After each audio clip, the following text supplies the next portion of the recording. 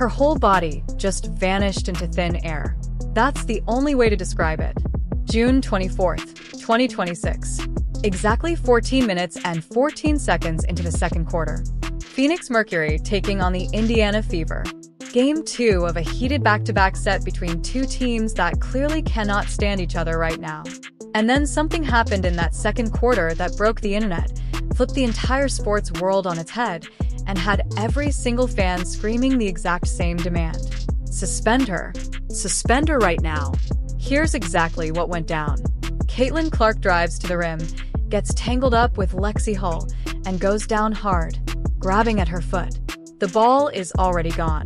The play is dead. Done. Over. So, where does Alyssa Thomas fit into all this? While Clark is still on the floor, still trying to get up when Thomas drills her with a punch straight to the neck. The ball was nowhere near them. And as if that wasn't enough, while Clark is lying there completely defenseless, Thomas steps right over her and lands another shot to the throat, and the referee standing right there on the baseline watching, doing absolutely nothing. Within 4 minutes, the clip was everywhere. The basketball world saw it, and once people actually understood what they were looking at, the reaction was instant, and it was loud.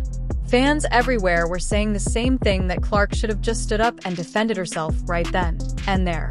But the voice that really cut through all the noise belonged to someone who knows exactly what real toughness looks like. Reggie Miller, a guy who survived some of the nastiest basketball the NBA ever produced back in the 90s. He knows the difference between hard-nosed competition and a cheap shot from a mile away. Miller and Clark have built a real relationship after working together on NBC's basketball broadcast earlier this season. And Miller did not hold a single punch back, pun fully intended. He called it dangerous. He called it a calculated attack on a player who had zero chance to protect herself. And he pointed the finger directly at Thomas and at a group of referees who seemed to be protecting everybody in this league except the one player who matters most to its future. Miller's point was simple, but it hit hard. This isn't physical basketball. This isn't grit. This isn't toughness. What Thomas did to a player already on the ground after the whistle, after the play had ended, that's a cheap shot, plain and simple. And no league that actually cares about its players, its product, or its future can let something like that slide without consequences. Think about that for a second. This is a man who played in front of 18,000 screaming fans at Madison Square Garden. A guy who understands pressure better than almost anyone. When Reggie Miller says, "You crossed the line," that conversation is basically closed. And the internet did not wait around for permission to react. Within minutes of that clip spreading, social media turned into an absolute war zone.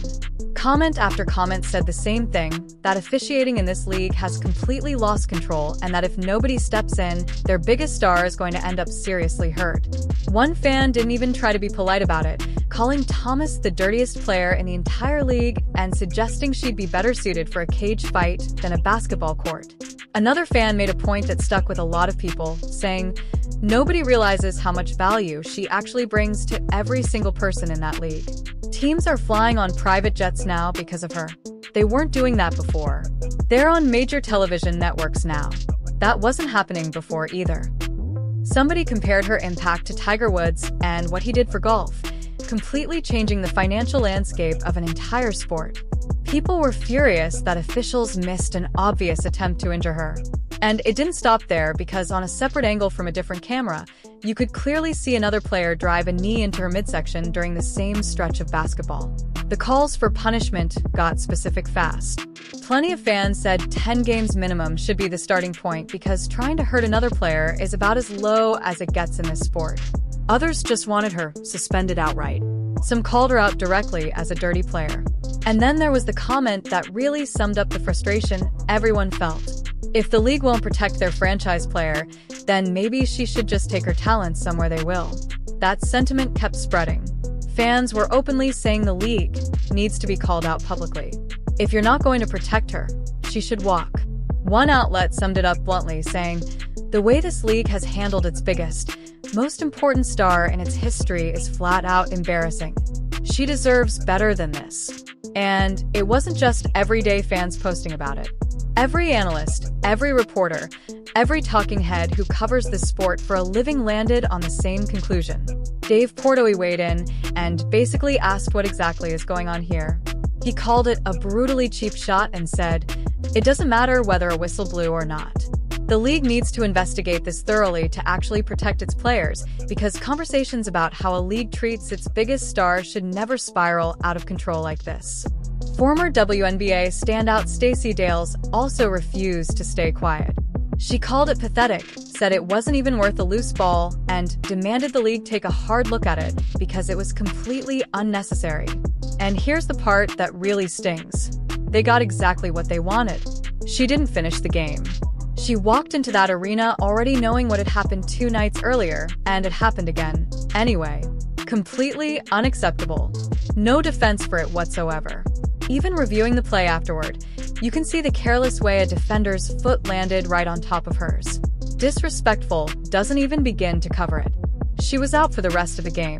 Let that sink in for a moment. She left in the 3rd quarter with what looked like a back injury and never returned. Indiana later confirmed she wouldn't be coming back, all stemming from a punch to the throat that the official standing right there on the baseline somehow didn't see fit to call. The most important player in the entire league forced out of the game. Now, plenty of people have had their criticisms of head coach Stephanie White this season, questioning her rotations, her time management, her lack of adjustments. But tonight, White showed up with absolute fire. She didn't hold back one bit. She said she noticed it immediately, that it looked terrible, and that she wasn't sure if it had any lasting effect on her players' health. But the bigger issue was that there was no call made at all. She said she brought it up to officials at halftime herself. And yet somehow her team still ended up with 11 fouls in the 4th quarter compared to just 2 for the other side. While the opposing team made 24 free throws in the second half alone, White kept going. She said, "You have to call that. It's disrespectful. It's outrageous." And everyone already knew what happened 2 nights before. And somehow it kept happening again. Completely unacceptable in her words.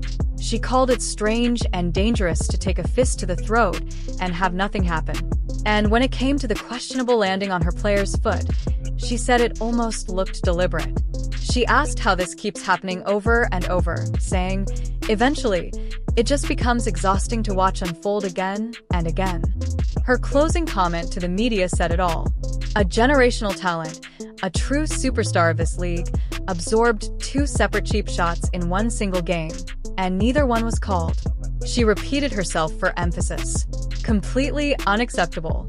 A fist to the throat and a reckless, dangerous landing. 2 separate dirty plays, not just one. And even after going to the replay monitor, officials chose not to upgrade either incident to a flagrant foul. They reviewed it with their own eyes and still did nothing. This all comes on the heels of an already tense matchup just 2 nights earlier. A game that included 6 technical fouls and an ejection before the Fever pulled out a win. So, heading into this next matchup, everybody already knew the tension between these 2 teams was at a boiling point. The league knew it, the officials knew it, and somehow none of that stopped a punch to the throat, a reckless and dangerous closeout, a knee to a sensitive area, and 0 calls made on any of it. Indiana confirmed the back injury would keep her sidelined. And while Coach White couldn't say how long she'd be out, she made clear the team would be cautious given how long this season still is left to go. A season that's now in jeopardy because officials keep failing over and over to protect the one player responsible for so much of this sport's explosive growth. And let's be completely clear about something here. This has nothing to do with Alyssa Thomas's talent as a basketball player. This isn't about playing hard or playing physical.